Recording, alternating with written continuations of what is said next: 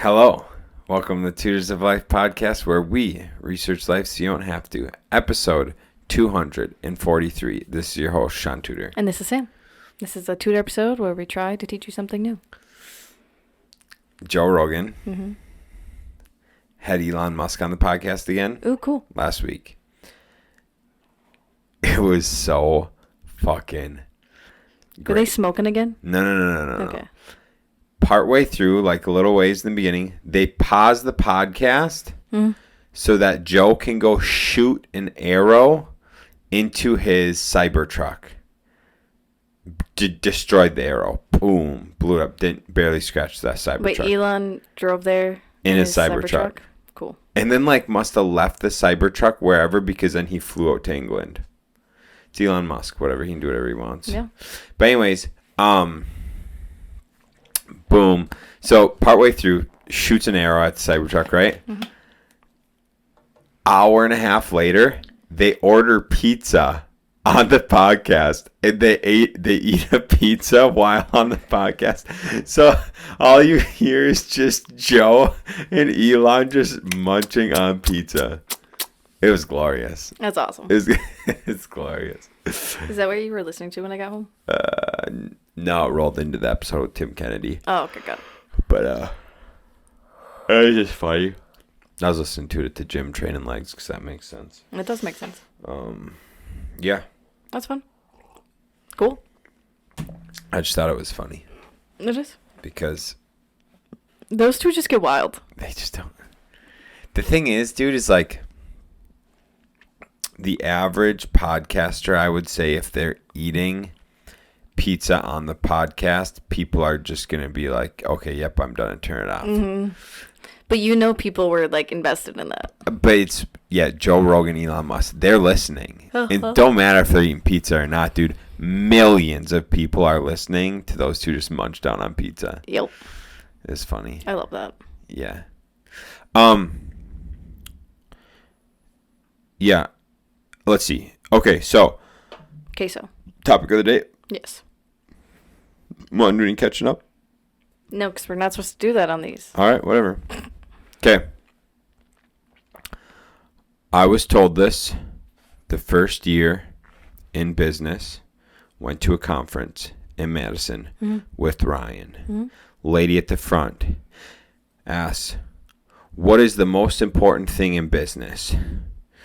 And I nudge Ryan and I say, I think I know the answer. And he's like, don't say it. Because him and I are like the two youngest people there. Two youngest people in the room. Been business owners for 6 minutes. We got Brodolock sitting behind us. Multi-million dollar company. And Ryan and I are just decent. And he's like, don't talk. And I'm like, I think I know the answer. And some people are saying some stuff and It was a conference for assisted living. Yes, specifically for assisted living, by the way. Yep, conference for assisted living. And some people are like, oh, care. Helping people, whatever. Finally, I raised my hand. I was like, money.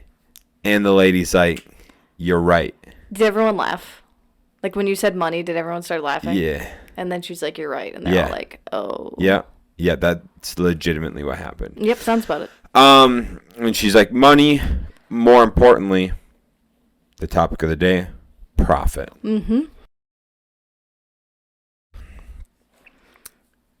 It's just so obvious to me in that moment, because everyone's sitting here talking about care, helping, serving, whatever, right? But how can you do that? How can you do that? What do you need to be able to do that? You have to have a business. Right. How do you have a business? It has to be profitable. Or how do you have a business? You have to have money. How do you keep a business? It has to be profitable. And it's just so obvious. And people, don't like that. And I've talked to people so many times about that. It's like, it doesn't matter what your business brings in. If you don't have profit, your business is nothing. Right. You can bring in $10 million, but if you spend $10 million, you've got nothing. Right. So you got to figure out you've got really two options: make more or cut expenses. That's it. Yeah. And so, topic of the day is profit, and it's the most important thing in business. There's a different difference between being greedy and just like making money, or like trying to get your company profitable. There's different ways to go about it. Like greed is a deadly sin, and it is like being selfish with money, kind of. Yeah. Because obviously, like, you need to make sure your business is making money, but you don't need to be an asshole about it. Right. I mean, there are people we know that, I guess not that we know. There are people out there that they charge an asinine amount to poor saps that they know will pay anything to get it done, because they know they're not going to go reach out to other contractors, or they're just so desperate that they're just like, well, you're here now and I need this done now, so I will pay you anything. And I think there's a way to do that with, like, there's ways that people do that are very greedy and not just for making profit.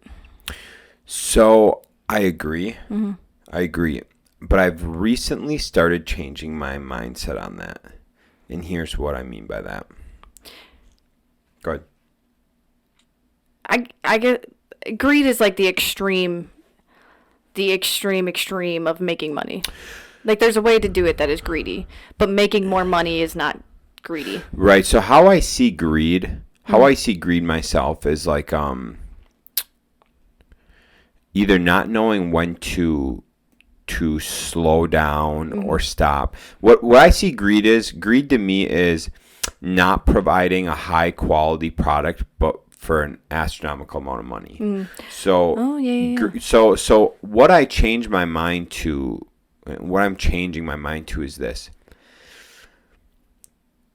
In the contracting world that I'm in, we see these astronomical bids that come in from companies. And I was always like, what the fuck? Like, how can you possibly charge that, right? Yeah. Like, the perfect example was the $30,000 quote for a roof that costed us $7,000 to do. Yeah.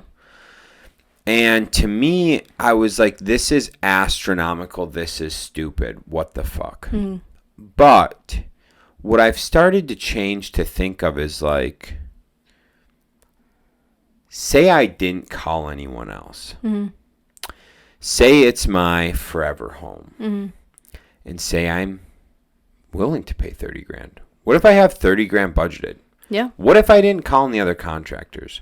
What if I just like heard $30,000, was like, I've got $30,000 and it's really high quality work.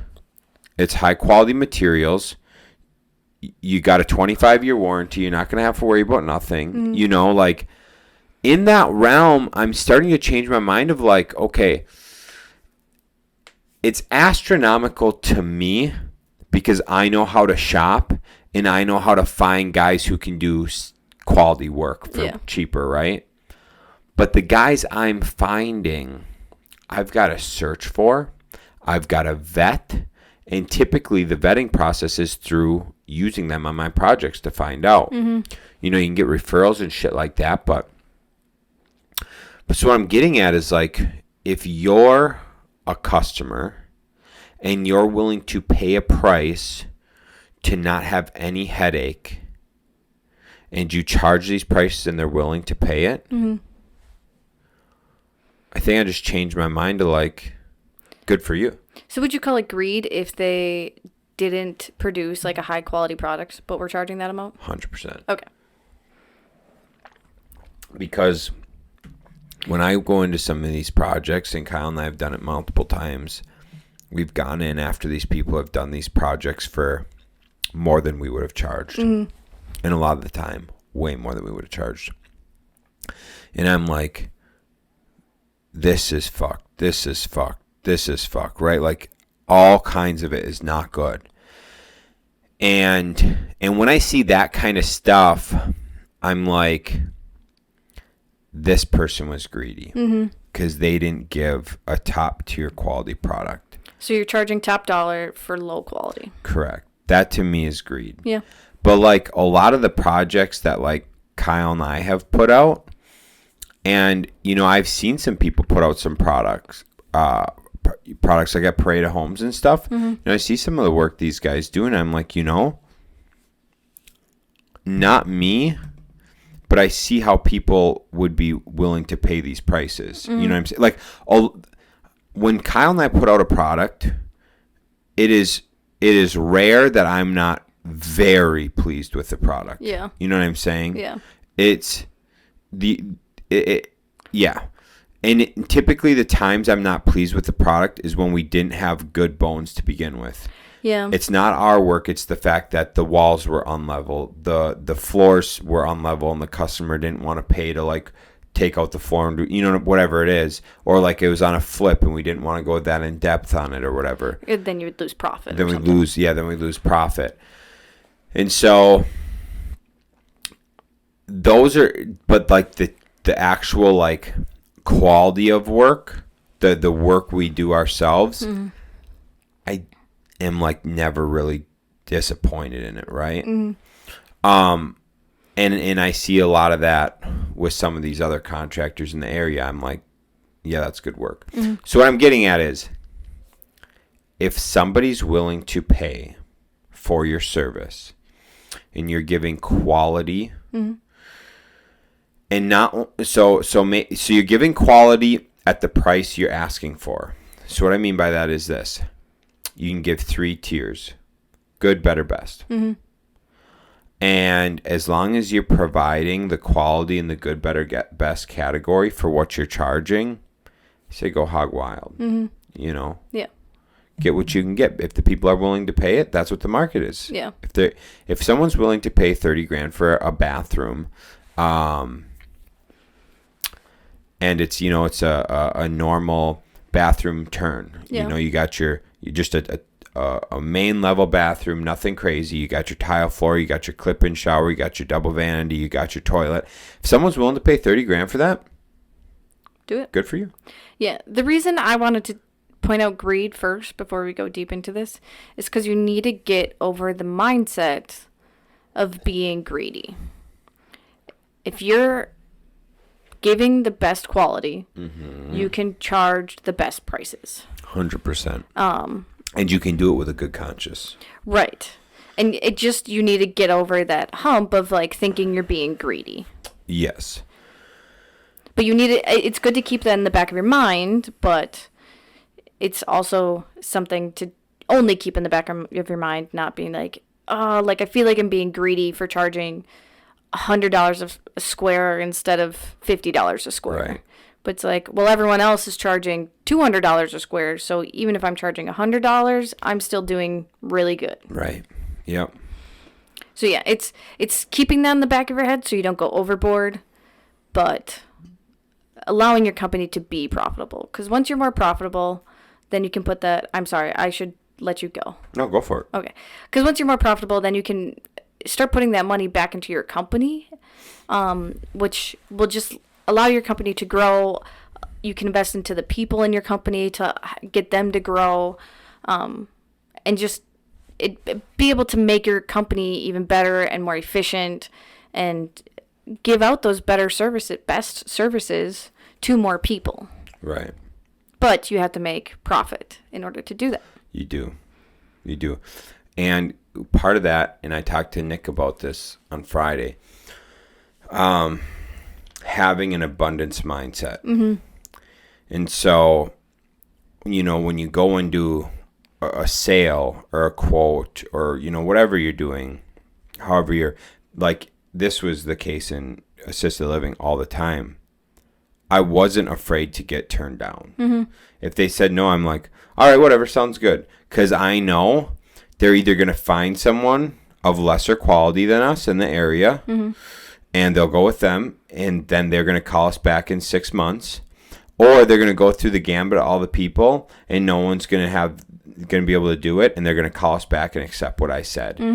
And I did that with like flipping houses, and you just have to have, and if you lose it, you lose it. You have to have, and Nick talks about this with Aflac and shit, you have to have an abundance mindset going in. If someone's not ready to commit on that, no worries. Like, it's not, there's going to be more. There's going to be another customer who wants your service at the price you're asking. Yeah, it's such a smart thing to do, because as soon as you think like you need this sale, then you're going to short yourself. You're going to short yourself, possibly lose profit.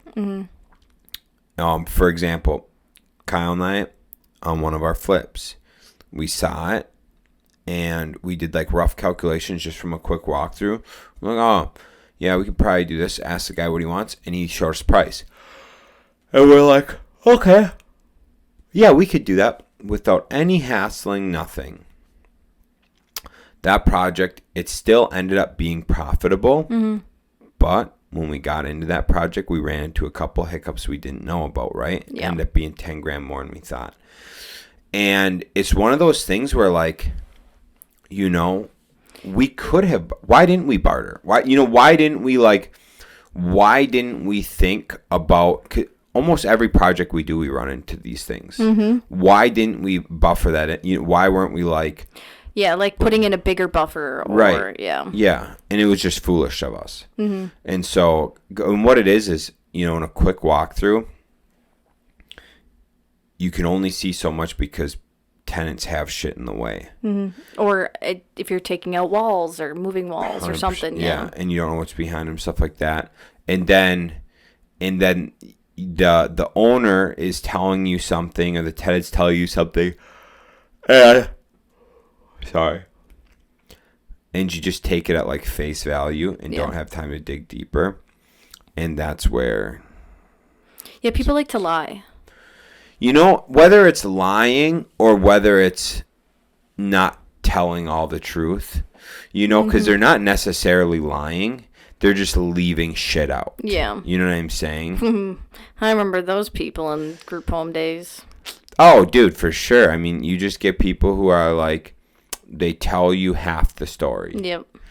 And you get that in flipping and stuff, and you get that everywhere. But the main part is like, you need to be conscious that you might only be getting half the story, and you might need to ask for more or less. It is interesting to think about that, like, when we sell stuff, like, our buyers are always like bartering in some type of way. Like, for the most part, like, I mean, yes, some are bartering, I guess, up in price and whatever. But, like, I mean, especially recently, now that it's more of a buyer's market than a seller's market. Yeah.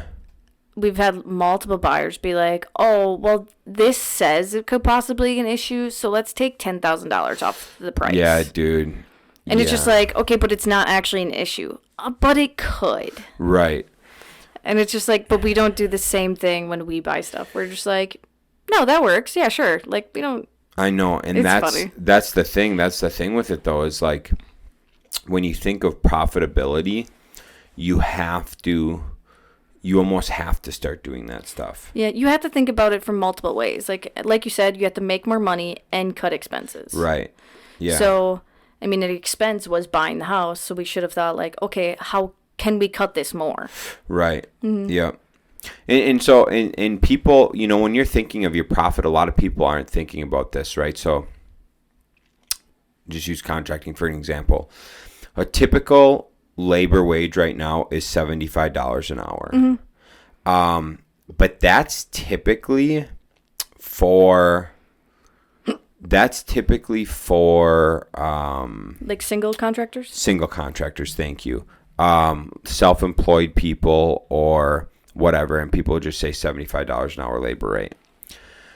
But those people typically have a general contractor over them feeding them work, and they're getting their 75. And so the general is charging a different price, right? Yeah. And the general is typically charging around $150 an hour.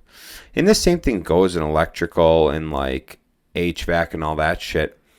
Sure, their rate to go do a repair or to fix something or maintenance for, you know, electrical, HVAC, plumbing. A lot of them's like $90 to $100 an hour, 90 to 110, right? Yeah. But when they do an install of something, you know, they do an install of a new furnace and AC, they got crazy markup. They're making a few $100s an hour. And that's what we found out in roofing too. Yeah. You know, roofing, people were charging, you know, at the lowest end for a single story low pitch 412 612 pitch roof, $500 a square, right? Up to $650 $700 a square. And Sam and I calculated out, and we're like, okay, you're making $200 a labor hour. But so what I thought, you know, for what I thought is, I was like, you know, you can only charge 75. You know, you can't, you gotta be fair market all this. You can only charge 75. But I chatted with a good friend of mine and gave me some insight and some knowledge, and he made points that I knew. You know what I'm saying? Like, I knew these points. And I've been trying to tell Shaun and these Sam points. and Kyle have both been trying to tell me. But Shaun's too nice of a guy. He didn't want to be greedy. They said trying to tell me, and I'm just trying to figure out how to cut expenses to make the labor rate work, right? But here's the thing: we got 2 trucks, we got 2 trailers and a dump trailer, so 3 trailers, because we got a trailer to haul materials and shit. We got a trailer with all our tools, and then we got our dump trailer. We have office space, which we just upgrade our office space size so we could have garages, because we have extra materials and tools to store, plus a place to store our trailers and trucks and stuff. And so we've got that, right?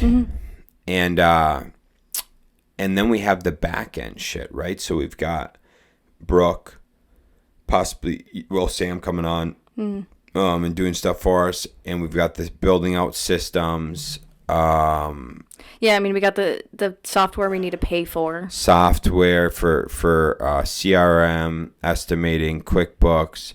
You got your Spectrum, you got your heat, AC. You know, you've got all this stuff, maintenance on the vehicles, new tools, insurances, taxes, all that shit. And I'm sitting here like, you know, if I'm paying the guys X amount, this leaves me this much per man hour.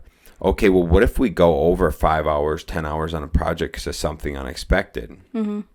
Fuck, we just ate up all that. Our whole miscellaneous we put in there. Yeah, everything. And that's happened multiple times. And then it's like, okay, well, how are we supposed to pay my wage to find the stuff, the deals, the properties, the customer work, whatever? How are we supposed to pay for the building? How are we supposed to pay for the tools, the truck? How are we supposed to pay for all that shit if we're only charging this and the guy's got to get paid this much? You know what I'm saying? And then it finally, after going through all that, it just clicked. When I talked to my friend on Friday, it's like, Shaun sometimes just needs someone a little higher up. Just fucking tell me it straight. And I just a little thing. I'm gonna use that now. I'll just message him and be like, "Hey, can you just tell Shaun this?" Chill on so me. then I don't have to keep trying. Oh my god, babe! But I just you know what? It made me realize that, like, that position to solve a customer's headache, you can charge more. Because they're not going to have any doubts with you. They know that, like, if they need to change something, you'll be flexible with it. Yep. There's not going to be issues when it's done. They know, like, if there is any inspections or permits you need, you'll get them if you need them. Like, there's no questions when you do stuff. Right. Or they could go get just any other person. And this is something that Ryan talked to me about, and why Ryan likes using us is it's not like we're going in and just doing floors. It's not like we're going in and just doing a bathroom. We do everything. Everything. Your plumbing, your electrical, your floors, your drywall. Painting, trim, everything. We do everything. We can do exteriors, interiors. We can do literally everything. Decks, concrete, whatever, right? And so it's his thing is like, Ryan's like, I hate the fact that if I send a guy in to do floor and the vanity shit, he can't change out the vanity. Mm-hmm. Or, you know, a light is out and we need a new fixture. They did the floors, but now I got to send another handyman guy in to do that. And you're able, like, you and Kyle know what order everything needs to go in, too. Mm-hmm. And if it's just, I mean, like, Ryan doesn't really know construction. So right. How does he know that the vanity needs to be taken out before floors need to be done, right? Oh, right. Yeah, because, I mean, did you think about it? You send a guy into floor, and he floors around the vanity, and then you're like, fuck, the vanity shot, we need a new one of those. Mm. Now the vanity's not matching the floor. It's all fucked up, right? Yeah. Yeah, and like, the other thing is, when Kyle and I are there, we go, hey, dude, this is also messed up. Mm-hmm. Would you like it addressed? Address this and this. See what you can do with this. Done deal. And so, like, but the thought is, yes, we can charge more because we are a la carte. We're solving your headaches and all that because we're not just a one-place shop that a general's subbing us out to. We are the general. Mm. We're the whole picture. Mm. And so I had to be told that. Mm. And it makes a lot more sense. Mm. Yeah, I mean, it's just simple, like, supply and demand kind of thing. Like, yes, like, there is a lot of contractors. But then you have to break it down of, like, what type of contractors are. Well, there's good, there's better, and there's best different types of contractors. Right. So there's bad. Well, yeah, there's also bad. There's also bad. There's very bad. There's bad. Yeah. There's neutral, good, better, bad. There's a lot of categories. Yeah, there's a lot. Yeah. And I've seen bad. I've seen very bad. There's also the DIYers. Hey, yeah, that's horrendous. That's in a horrendous category. I think it was Sam Janke this past week. He was talking something about, like, doing work to his house, and I said that there's been houses that, like, you've had to pass on because people did DIY stuff to it, and it was so bad that, like, you couldn't even fix it and to make money off of it. 100%. Like, because it was like something like someone opened up a wall and then didn't put a header in, but they were asking an astronomical amount. Like, it was like $400,000 for the house. And sure, you could sell it for $500, $550, but you needed to put a header in. You needed to, like, jack part of it up. It was ridiculous. Well, I mean, a good example of that is when we looked at that house with Catherine for you and I to buy in Chippewa Falls. Oh, no. 1 acre. I liked the main level, and it was like the main level with the loft. Yeah, loft area. They're called bi-levels. That's what it was? This one was a bi-level that we looked at? Yeah, I'm pretty sure that's what they're called, bi-levels. It was bi-level? Okay, it's bi-level. I can't remember exactly. It was like, it's a bi-level, so you have, like, the lofted upstairs. It's like a half a story. Overlooking the living room, mm-hmm. and then you went down a half a story or whatever. Yeah, and it was beautiful fenced-in yard. It was like an acre. Yeah. And 3-stall attached garage. And then a 2-stall detached. And a 2-stall detached. Yes. So anyways, it was in our price we were willing to spend. Mm-hmm. So I'm loving everything. The upstairs is beautiful. The garage getting me fucking breathing heavy. I walk to the basement. They fucked up so badly all of the drywall. So you're talking 1,000 square feet mm-hmm. of fuck drywall. Mm-hmm. Bathroom shit job. Mm-hmm. They didn't finish like the closets. They didn't finish certain parts of the bedrooms. Like a closet that was accessible to, like, the second living room, but they wanted it for the bedroom they created.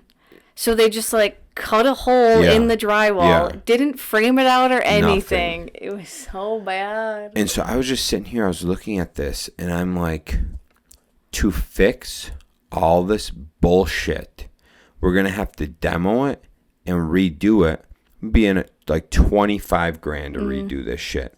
And I was like, now it's out of our budget. Mm-hmm. Now, could I have done it on the weekends after? Sure. Mm. But, like, when I'm buying something at, like, market value for us to move into, and then I'm hit with that, I'm like, no, I'm not even dealing with this bullshit. Yeah.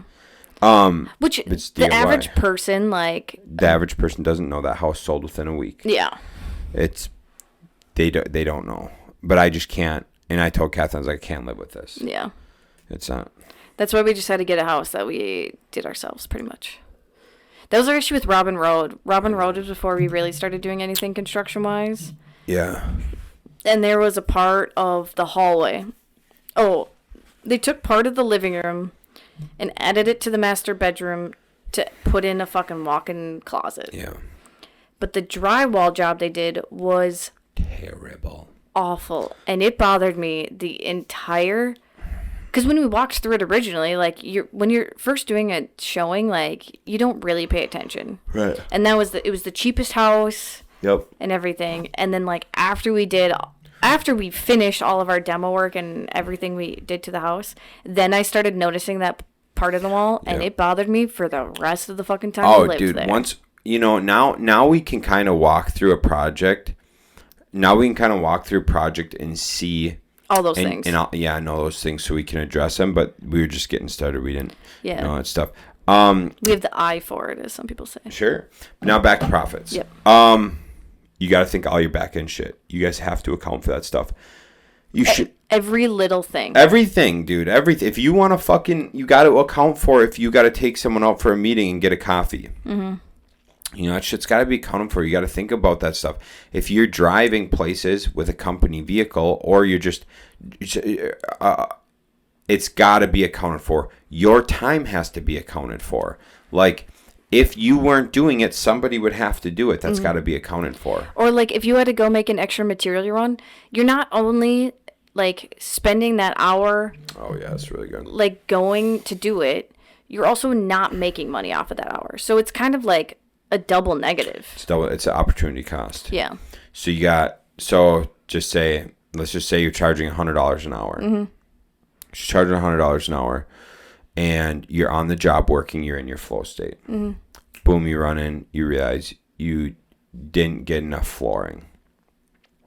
Now you're like, fuck me. What do? You run through the few scenarios. Okay, I want to finish this project. So you drive to pick up the floor. Mm-hmm. Load up the floor, drive back. Took an hour, okay? Mm-hmm. That's 1 hour, so you just lost $100, or you just spent $100 driving to get that you don't get paid for from this job. Mm-hmm. Second, you missed out on an hour build. Mm-hmm. An hour you could have been billing at that time, and instead you were driving it, wasting that was not being accounted for. So now it's $200. And then you're no longer in flow, so you have to get rolling back in, which usually takes a little bit of time. Mm-hmm. So now this having to pick up, go get material and come back just costs you $250. Mm-hmm. And you got to really, like, break it down, because there are obviously some things, like, if it's paint, you can't really let your wet roller sit out because it might dry out by the time you get back with the paint. Right. So you got to clean off whatever you have and then get it all back and ready once you get back. So, like, you really need to think of, like, okay, how long did it take for me to take down everything I needed, or so put everything away? The paint thing's a terrible example because you can just wrap it. But what you said there, absolutely. Do I have to pack up tools because there's possible of it getting stolen? Yeah. Do I have a work van, so I got to put tools and organize shit, whatever? Do I got to, what do I got to close up? What do I got to clean up, etc.? You're absolutely right. Then when you get back, what do I have to reset back up to get back going? So yeah, it might not just be a half hour of flow state you're missing out on. It could be more than that too, depending on what it is. Which typically it is. I mean, especially if it's only one person working or something, like you're gonna have your tools strewed about everywhere. You're gonna have all that shit going on, and so the big thing here is, like, you have to be diligent and forward thinking. Mm-hmm. What in anything profit wise, you have to do that because you have to think of the next day, in the next week, and what could be coming in the pipeline that could fuck up your flow. Yeah. Because the more you're in flow, the more profits you can make. Yes. And so you have to be diligent in thinking, what kind of things may be coming up that could throw me off of this. Mm-hmm. and then they need to be addressed. Yeah. So one way to make yourself more efficient, basically, is the making more money end. So when you obviously need to charge more money, and then you need to be more efficient. Yep. So that's making sure you have absolutely all the materials you need and maybe a little extra, because 100%. having that little extra just in case could save you $250. Right. And you're only spending maybe an extra $20 up front? Yeah. Or I mean another good thing that like is a good general habit for construction guys is like if you're at a project and you're there for like a while, before you leave for that day, plan out the whole next day. Go over your materials, go over the project, make sure there's nothing missing for that next day. Yeah. And if there is, perfect. You can order it, pick it up on your way to work the next morning. Yeah. You don't lose out. I mean, that's you're just a 30-minute reroute in the morning. Yeah. And also like, oh, you made me lose my train of thought. Sorry. Efficiency. Time blocking. Yeah. Definitely do time blocking.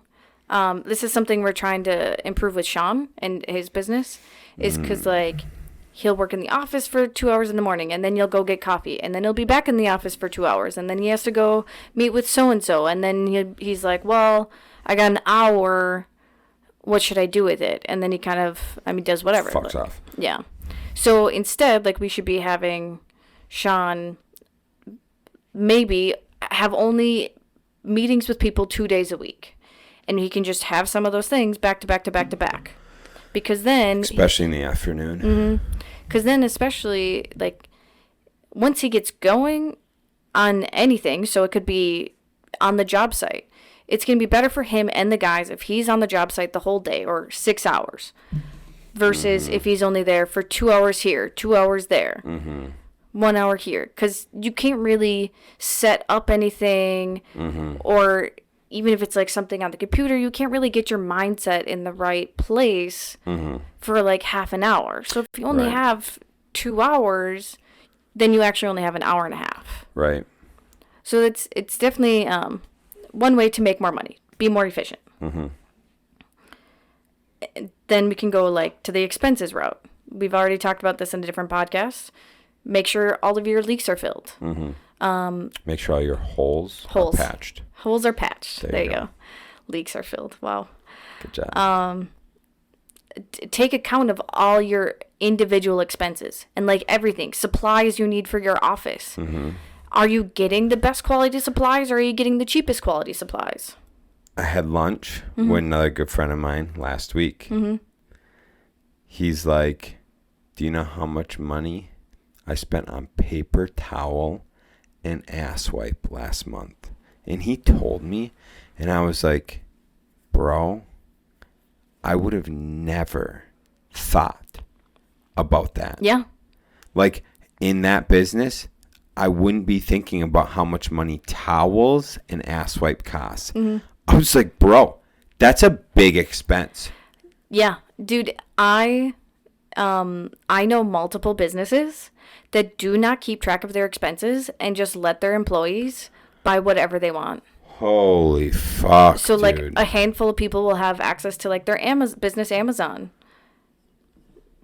And people will just, like, be like, oh, I need, I don't know, I need new writing pads. Ooh, let me get these fun, colorful ones that are $5 more than the plain white ones. Fuck. Like, yes, it's only that. $5, but how many times a year are you doing it? What else are you doing on it? Are you, spending millions of extra dollars in hotel upgrades for the tax money? Right? Like, you track your money. Track your money. You need to have a budget. And honestly, if you're growing a business, who cares if you have 1-ply versus 2-ply? Guess what? All your employees are going to use less if it's 1-ply versus if you had 2-ply. Saving money in both ways. Saving money, there you go. Or they might use more because it's 1-ply. But yeah, whatever. So yeah, fill those. God, patch those holes. Patch the holes. Keep track of all your expenses. Yep. And then be more efficient. Be more efficient. It goes back into the cutting costs. Yeah. One perfect example of being more efficient told about a program where depending on how the level of intensity you want, it's $30 to $75. You can pull up, you can get pictures or pull up the house and measure the roof or get pictures of the siding and all that, depending on like how in depth you go. But you get rough, like close enough to make orders, close enough to make estimates and orders. Oh, wow. Not for like some of the minute details, like the windows, but like you can get how much siding you need, how many corners, how many starter strips for your roof. You get how many vents you need, how much ridge cap you need, if you need valleys, like how many square it is, everything. And $30 to $75, depending on like $75 if you want the roof and the siding and the windows and all of that measured.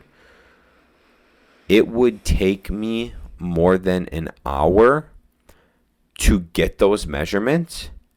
Plus, I would have to haul around a fucking ladder with me, and do all those things. Yeah, to go, get all that shit. And so I'm just sitting, and then I'd have to sit down, calculate them all out, all that stuff, make a whole list, send it off. Instead, for that price, the program already gives you the whole list of everything you need, and then boom, I can shoot that off and get an estimate.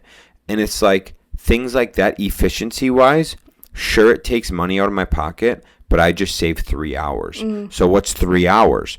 $300 for 75. Yeah, I just made $225, or I gave myself the opportunity to go make $225. But don't be extreme with it, because like there are some. Oh man, you can go down this hole.